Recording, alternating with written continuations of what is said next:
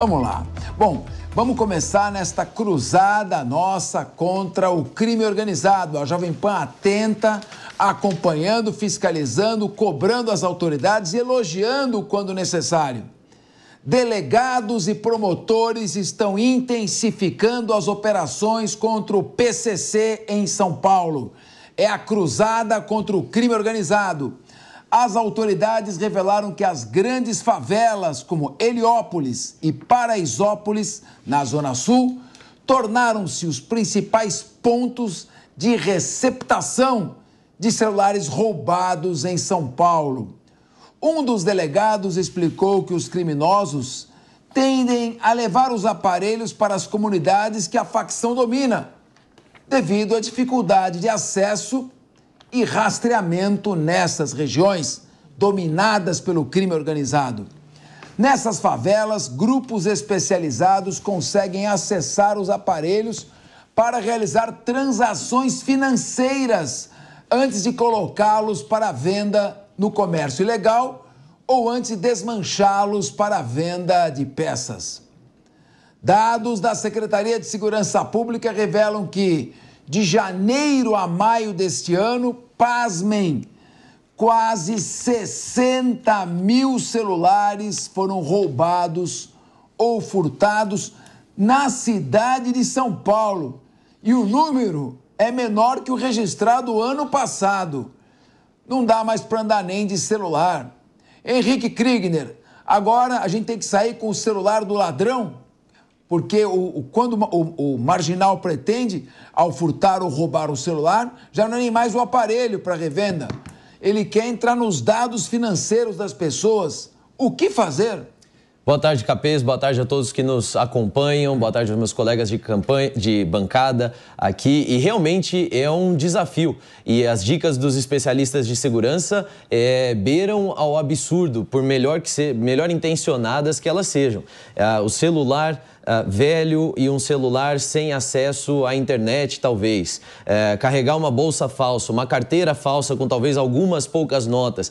Daqui a pouco nós vamos ter o ladrão pedindo não só pelo celular, mas pedindo pelo celular que tem específico, né? Ele vai pedir 1, 2, 3, porque ele já vai saber que cada um vai carregar 2 ou 3. O que nós precisamos mesmo é um enfrentamento frontal. Não dá mais para a gente ficar culpando o cidadão. Existe, por conta de tanto tempo que a gente tem vivido essa situação, existe uma falsa ideia de que a culpa é do cidadão. A pessoa tem o celular furtado e aí fala, poxa, mas estava usando na rua, né? E se a pessoa foi atender a ligação no meio da avenida.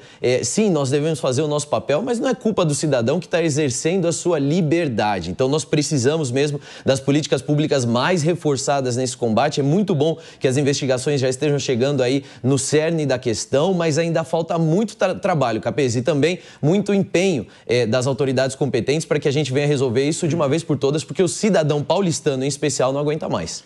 Professor Manuel Furriela, o que fazer? Bom, primeiramente, eu acho que a polícia, as autoridades policiais têm que reforçar as delegacias de crimes cibernéticos, né? A gente observa que grande parte dessas transações, elas envolvem não propriamente o aparelho, e a gente percebeu aí pela reportagem que há uma ordem de utilização do celular que é furtado, que é roubado, que é primeiramente a utilização dos aplicativos bancários, dos aplicativos onde o bandido consegue fazer alguma transação, e depois é propriamente o aparelho. Então, tudo isso é rastreável pelas tecnologias atuais. Se for feita uma transferência bancária, se for feito um Pix, se for feita qualquer transação, isso tudo se descobre, consegue-se através de uma boa gestão dessas delegacias que eu chamo de crimes cibernéticos, porque me parece as mais adequadas para o momento atual. Eu acho que este é o caminho. Tecnologia, a polícia preparada para lidar com este outro tipo de modalidade, onde o confronto direto nas ruas fica sendo um pouco secundário e a parte tecnológica, a parte de rastreio de dados é o grande ponto, eu acho que tem que ser utilizado para o combate desse tipo de crime. O Diogo da Luz, eu lembro uma época em que a gente levava o toca-fitas de gaveta. Se você deixasse o toca-fitas no carro, ele era roubado, o carro era destruído, o vidro, e levava o toca-fitas. Hoje ninguém mais se interessa em pegar um toca-fitas porque não tem mercado. Como acabar com esse mercado ilícito? Porque, na verdade, hoje o celular ele traz como atrativo os dados financeiros que lá se encontram. Se você não combater a receptação, que é a compra do produto roubado, você não consegue, só por policiamento preventivo, ostensivo, vigiar o estado inteiro a todo momento. Sem dúvida, tem que combater a receptação e muito mais coisa, né? Porque, de fato, os toca-fitas daquela época não acessam o banco, então não interessam muito aos bandidos. Mas o que me deixa pasmo mesmo aqui, Capês, é ver que as autoridades estão dizendo agora que vão principalmente para Paraisópolis e Heliópolis. E eu posso dizer a vocês também, senhores autoridades, vão para a Rua dos Timbiras há muito tempo, todo mundo sabe.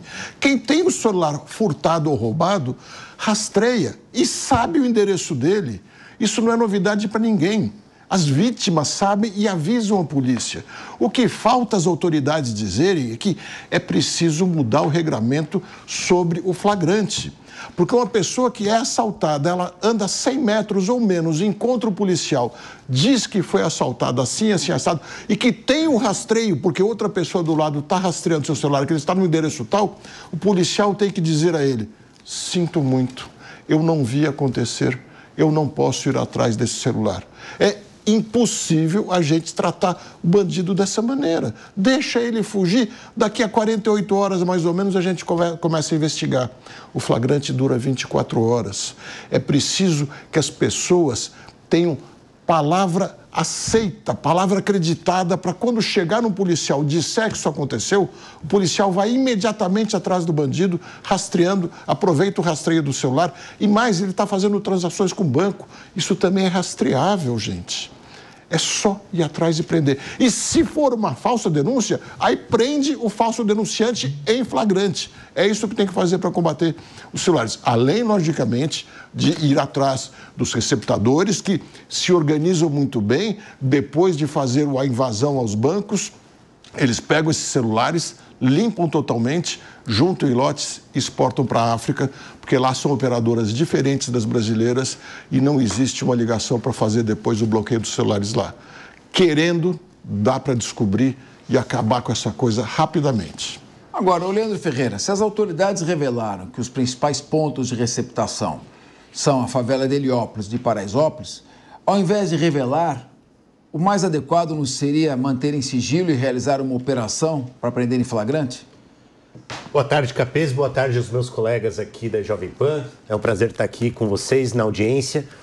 E eu quando vejo notícias assim, eu tenho alguns receios, né? Eu acho que seria mais prudente, como você disse, Capês, ao invés de sair mencionando essas comunidades, né, tomar um pouco mais de cuidado, porque isso acaba por criminalizar a população que mora nessas comunidades, e a maior parte das pessoas que moram lá não está agindo em favor do tráfico de drogas, não está agindo em favor do roubo de celulares, não está agindo como receptador de qualquer mercadoria ou produto, bem que tenha sido furtado, roubado, né? Ou que seja fruto de qualquer tipo de crime. Então eu tomo bastante cuidado, tenho bastante gente conhecida e de referência pelo bom trabalho que faz em ambas essas comunidades, tanto Paraisópolis quanto Heliópolis. Mencionei aqui na semana passada a UNAS, inclusive, né? Que é uma organização que luta para que Heliópolis se torne um bairro educador, né? Então eu acho que esse tipo de informação tem que tomar algum cuidado. Na matéria, inclusive, que a gente está analisando aqui, fala que a informação foi vazada por um delegado, né, a respeito de detalhes de como a operação estava se dando e que não é uma estrutura de receptação. De fato, os celulares acabam lá, mas não tem comprovado ainda uma estrutura de receptação nessas localidades, embora essas localidades, como todos nós sabemos, são de fato áreas que têm um poder paralelo presente, como ocorre em muitas outras situações. Também na semana passada, a gente discutiu aqui uma notícia a respeito de mandados de prisão que foram cumpridos para desmantelar uma relação entre o PCC e o Comando Vermelho no Rio de Janeiro, e os mandados de prisão foram cumpridos no Itaim Bibi. Sim. Agora, uma coisa é verdade. A primeira verdade é que 99%, eu não tenho estatística, dados estatísticos, mas mais de 90% seguramente dessa população que mora nessas comunidades é de trabalhadores que não têm condições financeiras de morar num local melhor e que são vítimas do crime organizado. E a segunda verdade, é inegável, que o crime organizado domina essas comunidades. Experimenta entrar lá sem ser avisado, sem ter avisado com o seu veículo, alguma coisa, para ver o que te acontece. Então, infelizmente, são duas realidades que existem e as principais vítimas, além da sociedade, são os próprios moradores, vítimas do crime organizado que domina a região. O Ministério Público de São Paulo investiga se o PCC financiou os jogadores de futebol do Corinthians. O caso veio à tona após o nome de Rafael Maeda Pires, conhecido como o Japa, ser identificado como figura-chave no possível esquema. O GAECO apura se algumas contratações de atletas foram financiadas de forma regular ou se foram financiadas com recursos oriundos do tráfico de drogas. Em março de 2023, uma delação e mensagens de WhatsApp revelaram que Japa teria intermediado a contratação de vários jogadores pelo Corinthians. Rafael Maeda foi morto 2 meses depois, com 2 tiros na cabeça dentro de um veículo blindado, lá na zona leste da cidade de São Paulo. Por meio de nota oficial, o clube se diz surpreso após tomar conhecimento da investigação que liga o PCC ao Corinthians. Henrique Kriegner, primeiro a gente precisa tomar cuidado para não fazer conclusões apressadas, não é? É possível, não é possível? Se existem indícios, talvez seja o caso de fazer uma investigação antes de apontar o dedo. Agora, se for verdade, é o PCC encontrando agora mais um nicho para explorar, ou seja, o futebol. E aí é muito importante a gente tomar cuidado, porque ele pode vir aí mascarado em redes de apostas e tudo mais que está ligado a esse tipo de crime organizado. Está lavando dinheiro também no futebol? Não digo o Corinthians, temos que ter calma e preservar a imagem do clube enquanto não existe prova suficiente. Mas o que você acha desse risco? Exato, Capês, isso é um risco latente e é muito bom que a gente venha começar o programa de hoje já trazendo aí indícios de que nós estamos chegando perto a mapear melhor as estruturas e a atuação do PCC, não só na cidade de São Paulo, mas pelo país. A gente sabe que o PCC lava dinheiro através de empresas no setor de transportes, isso já está comprovado. A gente sabe que o PCC lava dinheiro em diferentes outros setores, especialmente na questão de serviços. A gente sabe do envolvimento do PCC, inclusive por detrás de instituições religiosas, ONGs e tal, às vezes até igrejas. E agora a gente está descobrindo por detrás do transporte. O que nós precisamos entender é que o ramo do PCC não é somente o tráfico de drogas. E se a gente só olhar para uma organização voltada ao tráfico de drogas, a gente vai minimizar a atuação da organização e também vai estar desprevenido na hora de combatê-la. Nós precisamos entender que o PCC está inserido em diferentes esferas da sociedade. Nós não podemos, como você bem falou, Capês, não é só criminalizar ou mesmo condenar talvez aí pessoas que estejam mais próximos, mas também entender que isso se espalha para os altos setores da sociedade, especialmente no poder público, no poder político, e isso é preocupante demais. Por isso, a gente precisa manter uma postura firme de combate às drogas, uma postura firme de combate ao narcotráfico e uma postura cobrando ainda mais efetividade na questão do combate ao tráfico organizado, o crime organizado, que é o PCC, e entendendo as ramificações. E doa quem doer, precisa sair do nosso estado. Professor Furriela, a infiltração do crime organizado do PCC também no futebol é mais um braço que demonstra como a organização criminosa vem desdobrando sua atuação? Infelizmente, sim. O que a gente observa nesses anos todos é que, além dessas organizações criminosas, o PCC, Comando Vermelho, que são as maiores aqui que tem no Brasil, inclusive já são internacionais, atuam principalmente aqui em países vizinhos, Paraguai, Bolívia, etc., elas cresceram de tal forma que as suas operações também tiveram que começar a se sofisticar. Então eu vejo 2 tipos de atuação deles em relação a essas grandes operações, esses grandes contratos. Um, obviamente, é que é lavar o dinheiro. Precisa tentar tornar lícito aquilo que é de origem ilícita. Recursos que a gente sabe que são principalmente originários do tráfico de drogas, mas existem outras operações ilegais, como roubo de cargas, por exemplo, que também é uma das atuações importantes desse tipo de organização. Eles precisam lavar, mas agora também eles querem fazer negócios. Veja só que surpreendente, fazer render mais o dinheiro originário da forma ilícita. Então, o que eu acho que agora as autoridades têm que fazer, além de combater, como a gente percebe que pelo menos já houve um avanço nos últimos anos, combater essas organizações de uma forma mais orgânica, também as operações que são realizadas. Então, os órgãos reguladores, o CARF e o CAD e tantos outros, têm que criar procedimentos para fazer uma checagem nas organizações societárias, na aprovação de negócios, na aprovação de contratos, para rastrear a origem do dinheiro de uma forma mais eficaz e que a gente não tenha essas operações. Com dois objetivos. Um, para evitar uma situação como essa, que pode ferir, né, a reputação de um clube de futebol, de uma empresa, de um órgão público, como a gente tem observado, mas também como mais uma ferramenta de combater essas organizações. Porque não adianta só ir lá prender os principais líderes, é uma forma importante, mas tem que também se sofisticar na forma de combate, fazendo uma análise de pormenores, uma análise específica da forma como são estruturados os negócios e não autorizar que eles sejam efetivados. Essa também é uma etapa que eu acho que o Brasil tem que evoluir e a gente já encontra grande evolução, principalmente nos Estados Unidos, nesse tipo de atuação. Agora, meu querido Diogo Dallo, se o PCC está lavando dinheiro nos mais variados setores da sociedade, está, por exemplo, está em postos de combustível, falam que ele tem mais de 1.500 postos de combustível no Brasil, está entrando em apostas, está entrando no futebol, licitações, quer eleger políticos para ter emendas parlamentares e fazer obras. O Estado não tem que reagir de uma maneira inteligente, preventivamente, criando dificuldades para que ele possa efetuar essa atividade de lavagem, asfixiando financeiramente? Não seria esse o caminho? Porque, pelo visto, ficar só policiando nas ruas vai ser insuficiente. Está em muitos outros lugares também, professor Capês. Está, inclusive, nas igrejas. Não pregando, logicamente, porque nem os pastores sabem, mas na propriedade das igrejas. O PCC está em todos os lugares onde possa esquentar dinheiro com facilidade. Por que começou nos postos de gasolina? Porque o posto não é obrigado a emitir aquela nota fiscal. Ele pode apresentar um faturamento maior do que ele teve e a Receita vai aceitar tranquilamente, porque os impostos foram recolhidos antes, quando ele estava recebendo o produto na bomba. E por que as igrejas? Porque eles arrecadam com os dízimos, digamos, 100 mil reais e dizem que arrecadaram 200 mil.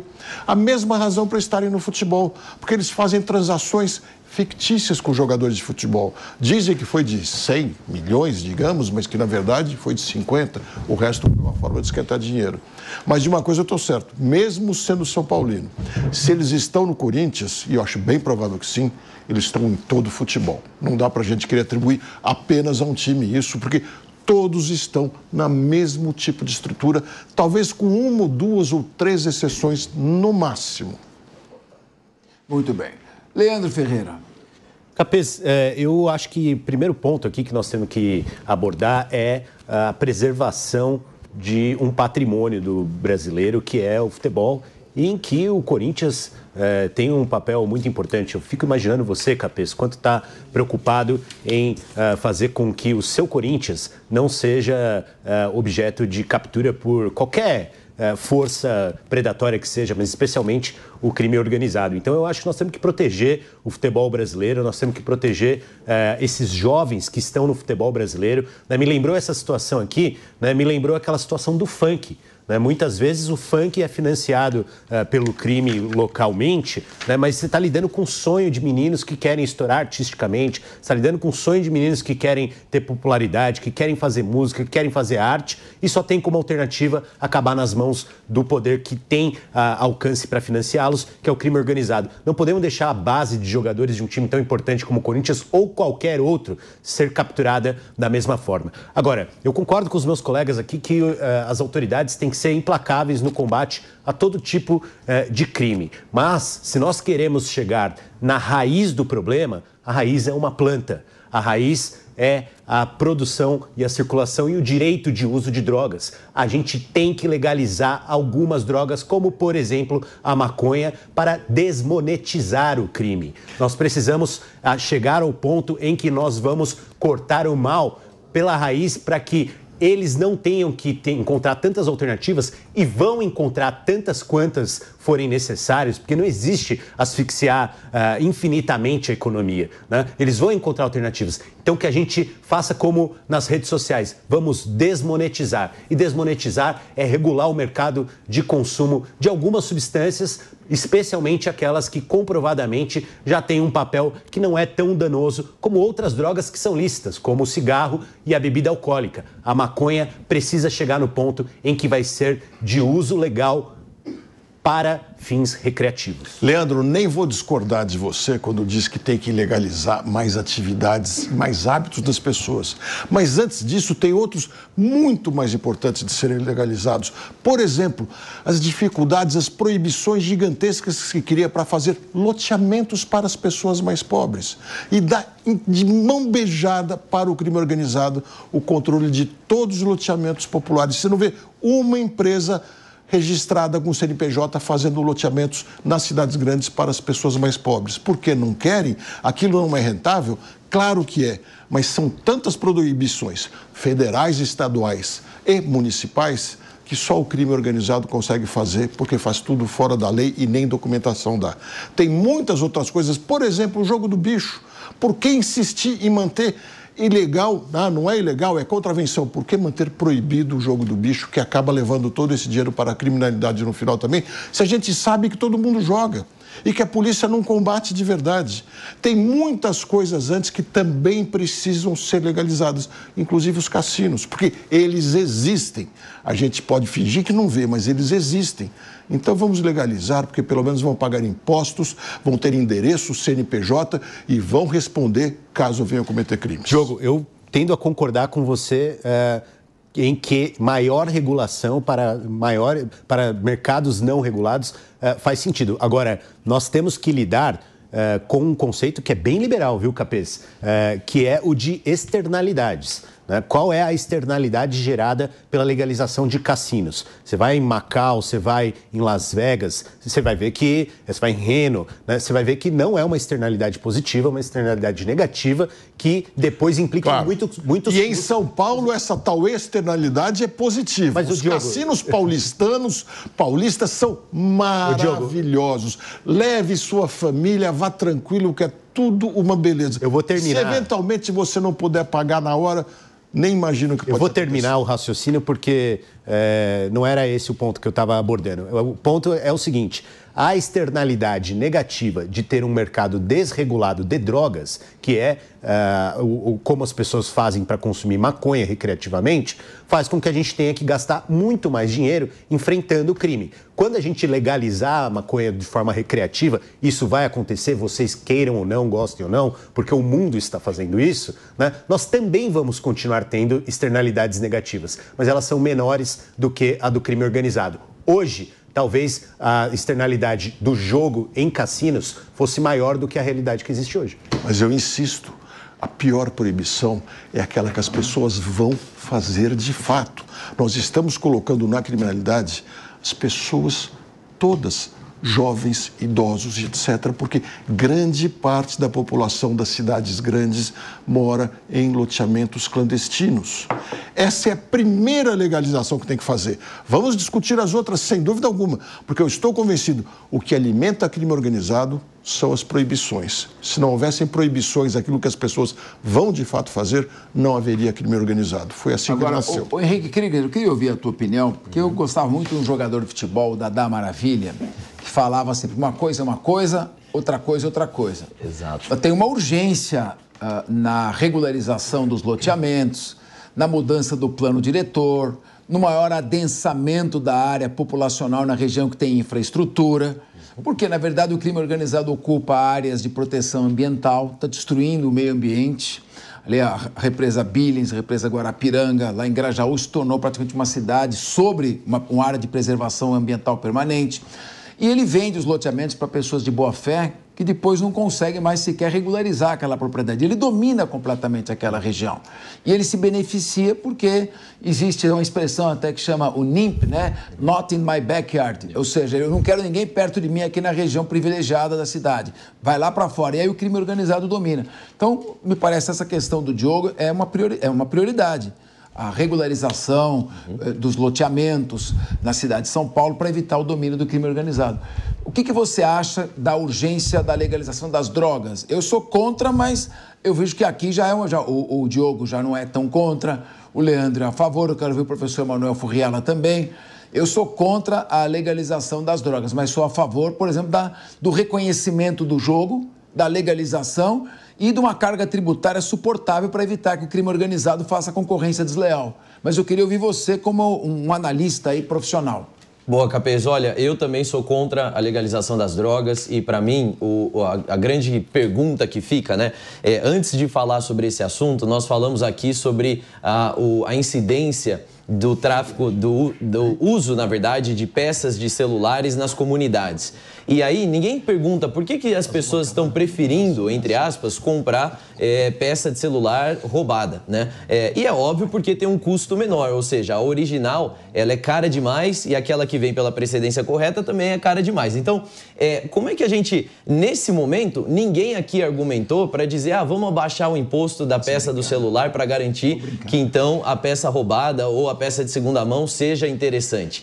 Esse é um discurso automático quando se fala das drogas e isso é resultado de um posicionamento político, não é resultado simplesmente de uma análise concreta. Isso já é um viés político que já tem sido colocado e acho que é muito perigoso quando a gente traz um ponto dizendo que as drogas vão ser legalizadas quer você queira, quer não, porque nós estamos falando aqui com o povo. Quem está nos assistindo aqui é o povo. E é o povo que, no fim do dia, vai ter a opção de voto para pressionar os seus representantes para fazer uma alteração tão severa na nossa Constituição, também no nosso Código no nosso Código Penal, em todos esses sentidos, para fazer uma alteração como essa. Então, não é quer você queira, quer não, as drogas vão ser legalizadas ou a maconha vai ser legalizada, sim, a responsabilidade está para o povo e é o povo que vai decidir através dos seus representantes. É isso, pelo menos, que diz a regra democrática, né, Capês? Bom, agora são 14h30.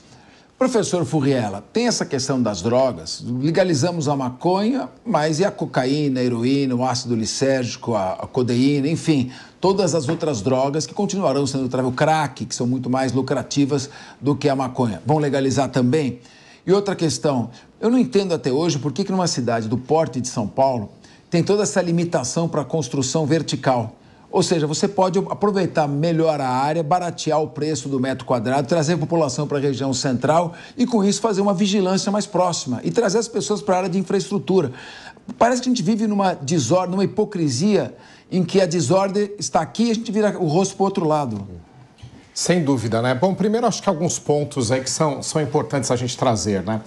Onde o Estado está ausente, permeiam os problemas aí com criminalidade, principalmente, né? A gente percebe isso, então o poder público tem que se fazer presente, o poder público tem que prestar serviços às pessoas mais carentes, o poder público tem que regularizar situações, foram faladas aqui situações envolvendo imóveis, tanto urbanos quanto rurais, a gente sabe que grande parte no país são irregulares, então precisa se partir para um processo de regularização, melhor dizendo. Então, a ausência do Estado, a ausência de regularidade geram aí ou abrem caminho para que venham mais ilegalidades e o crime, tanto organizado quanto não, ele consiga atuar. Agora, essa questão das drogas, eu acho que tem alguns pontos que são importantes que a gente tem que refletir para exatamente tomar as melhores decisões. Primeiro, né, elas são proibidas porque elas fazem mal para a saúde.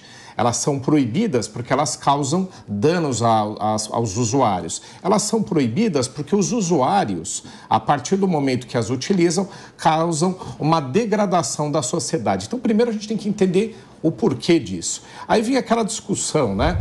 Mas a maconha não faria talvez tão mal quanto o álcool, por exemplo, que é uma droga legalizada em relação ao cigarro. Né?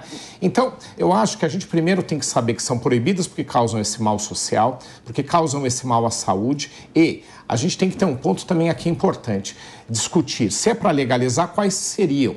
Né? Me parece que acho que é só a maconha, acho que nenhuma das outras é viável de legalização. O Capês falou aqui, vai legalizar o crack, a cocaína? Óbvio, né? Que não há nenhuma possibilidade, até porque existem medicamentos regulados que causam muito mal quando mal ministrados e que também, por esse motivo, né, necessitam de uma prescrição médica ou são proibidos de acesso geral. Então, acho que esse é um ponto. Agora, eu queria trazer uma questão aqui que eu acho que é importante, que as experiências internacionais de regularização do uso, e aí a da maconha propriamente, algumas delas ainda estão sendo discutidas se são eficazes. A gente tem estados americanos, Califórnia, por exemplo, você tem no Uruguai, também relativamente recente, mas a gente não tem dados muito certos ainda sobre esses lugares que nos tragam uma conclusão de que esse é o melhor caminho. E o outro, que é mais antigo de regularização, das experiências mais antigas, que é em Amsterdã, na Holanda, como todo mundo sabe, né? Eu tive 14 ou 15 vezes lá, você circula lá, as pessoas usam na rua, inclusive, né? Ou tem bares, locais específicos, coffee shops e etc. As autoridades holandesas andaram repensando algo tão antigo quanto essa regularização. Então, vamos lá. Primeiro, não fazem bem à saúde, são problemas sociais sérios. Você tem que dosar ou decidir quais seriam, que fala de legalização, parece que são todas, e a gente tem que estudar as experiências internacionais para ver se esse é o melhor caminho. Ficar comparando a maconha com outras drogas, digamos assim, liberadas, cigarro, álcool e etc., eu acho que demanda uma análise mais profunda do que da forma como tem sido feita na sociedade brasileira. Então, acho que esse, né, é um ponto que a gente tem que ter aí para analisar especificamente antes de tomar qualquer decisão que possa colocar ainda mais em risco a sociedade. E repito aqui, onde você tem a ausência do Estado, a ausência da regularidade, a ausência da organização, aí os bandidos, os criminosos, eles agem completamente livres e os danos ficam para a sociedade. Mas, Furriela, não é onde tem a ausência do Estado apenas. Muitas vezes é onde tem a presença regulatória excessiva do Estado. É o caso que eu falei, por exemplo, dos loteamentos clandestinos. É proibido por lei federal, estadual e municipal que se adquira um lote de terra com menos de 5 por 25, 125 metros quadrados. Isso é uma insanidade que a gente sabe que muitas pessoas não podem comprar. Não, eu concordo com você, mas tem outro ponto que eu não entendo esse país aqui em alguns aspectos. O país que é maior que a Europa, né? Nós somos maiores, o Brasil é maior que a Europa toda, você pode juntar ali aqueles países todos. Eles fazem uma regularização unificada, uniforme, por país inteiro, né? Nesse aspecto. E às vezes um lote que seria considerado ideal num estado é de um jeito, no outro de outro. Então, acho que tem que ter um pouco disso. Mas o Capês falou de um ponto que eu acabei não abordando aqui. Eu também não entendo por que a gente tem essa limitação de edificações na cidade de São Paulo, né? Cidades equivalentes à nossa ou inferiores têm prédios de 100, 120 andares, a gente não tem nenhum na cidade de São Paulo. Simplesmente não temos. Né? E aí vem que é uma questão de adensamento urbano, que é uma questão que poderia causar danos à sociedade, que a gente também não compreende, já que em outras cidades mais organizadas que a nossa, não há esse efeito negativo. E aí causa, sim, o encarecimento de terrenos, porque você edifica para menos unidades naquele mesmo metro quadrado. Você tem o encarecimento de condomínios, que é um problema aqui em São Paulo. Tem muita gente que sai de prédio e não consegue arcar com o pagamento do condomínio simplesmente porque divide por menos unidades.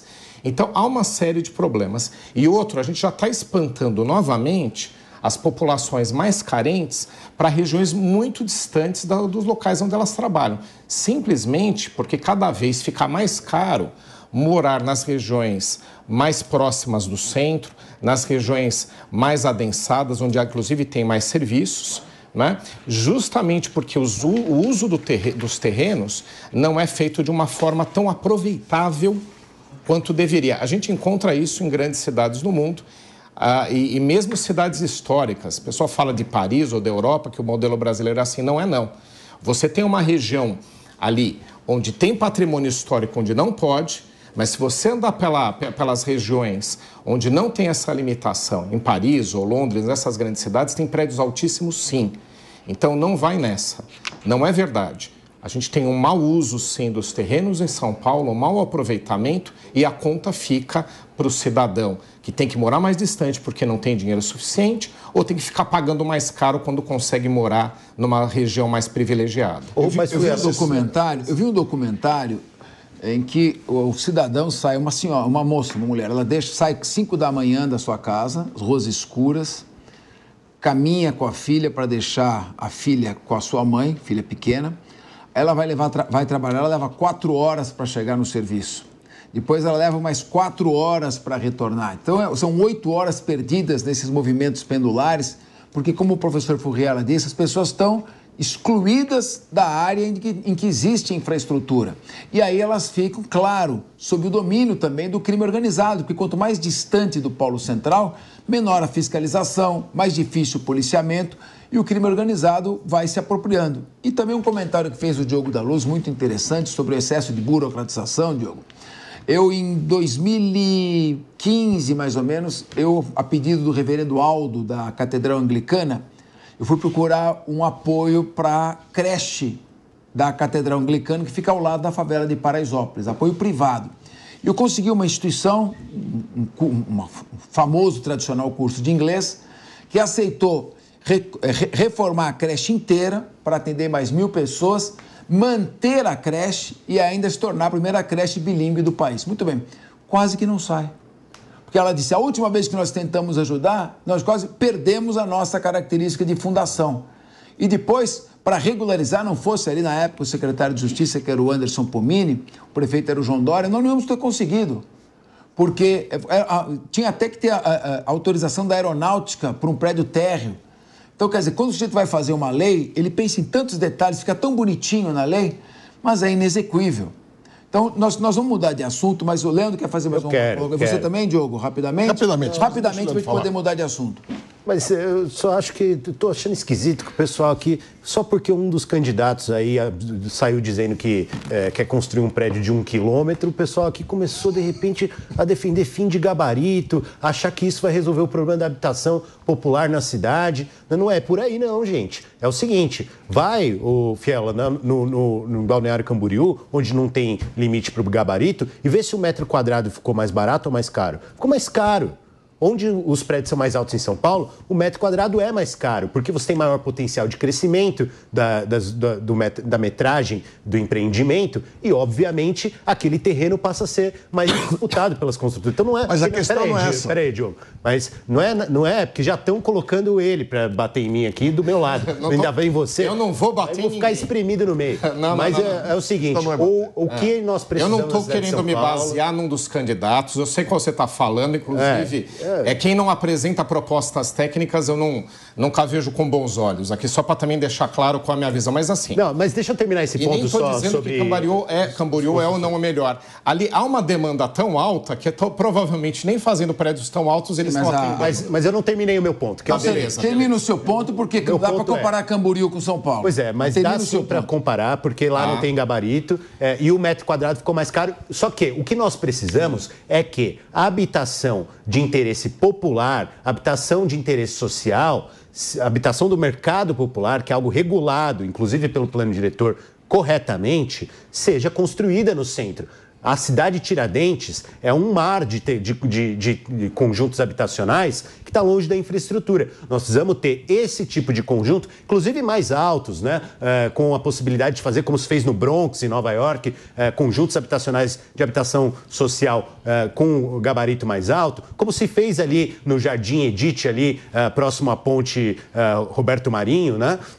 Ali na ponte Estaiada. Né? Esses são exemplos que valem a pena a gente olhar e copiar, porque nós precisamos ter o uso misto da cidade, nós precisamos ter o uso diverso da cidade, nós precisamos ter a população de diferentes classes econômicas morando em todos os bairros. Senão a gente libera gabarito e a gente vai ver mais casa para menos gente morar. Me desculpem, mas acho que não é isso. Acho que fugiram um pouco da discussão. Nós não estamos falando de urbanismo aqui. E tudo isso que vocês dois falaram é moradia para classe média alta. Condomínio, prédio alto, prédio no centro. O que a gente estava falando era da força do crime organizado e o Capês colocou de volta... E o Capês colocou de volta muito bem o assunto. São tantas as proibições que quando uma entidade quer ajudar a instituir uma creche, ela corre o risco de perder outros direitos que ela tinha adquirido. É o país do não pode. É o país que proíbe tudo. Quanto mais se proíbe, mais se dá espaço para o crime organizado. Esse é o ponto. Sim. É na questão imobiliária, é na questão das drogas, é na questão dos alimentos, é em todas as questões. Proibiu, por exemplo, o cigarro eletrônico. As pessoas vão fumar. E quem vai vender? o crime organizado. E o que vai acontecer daqui a 5, 10 anos, podem escrever, o cigarro eletrônico vai ficar muito mais danoso e muito mais perigoso do que se fosse feito por uma empresa com CNPJ. É engraçado que as pessoas fazem uma série de exigências para regular e fiscalizar, e nesses pontos mais distantes que são abandonados, as construções são irregulares, sem nenhuma segurança, e ninguém fiscaliza absolutamente nada. Agora, Diogo, você sabe o que custa mais caro? O metro quadrado da construção na Avenida Paulista ou o metro quadrado da construção em Hermelino Matarazzo, por exemplo, cidade Tiradentes? Sabe a resposta? Rigorosamente o mesmo preço. O que muda é o preço do terreno. De maneira que, se você permite a construção de edificações verticais mais altas, claro que você vai dividir pelo metro quadrado com o maior número de pessoas e você vai baratear o preço da unidade. Isso é uma questão meramente aritmética. Mas o que nós estamos falando é o seguinte, vamos mudar de assunto. O que nós discutimos aqui é o seguinte, o crime organizado, hoje a maior organização criminosa do país, que é o PCC, que inclusive vem se aliando ao Comando Vermelho, que é do Rio de Janeiro, eles estão unidos, estão empreendendo, estão agindo nos vácuos da legislação e nos vácuos da fiscalização. E o poder público precisa reagir e reagir urgentemente. Essa foi a temática dessa discussão, sem nenhum viés político, apenas técnico.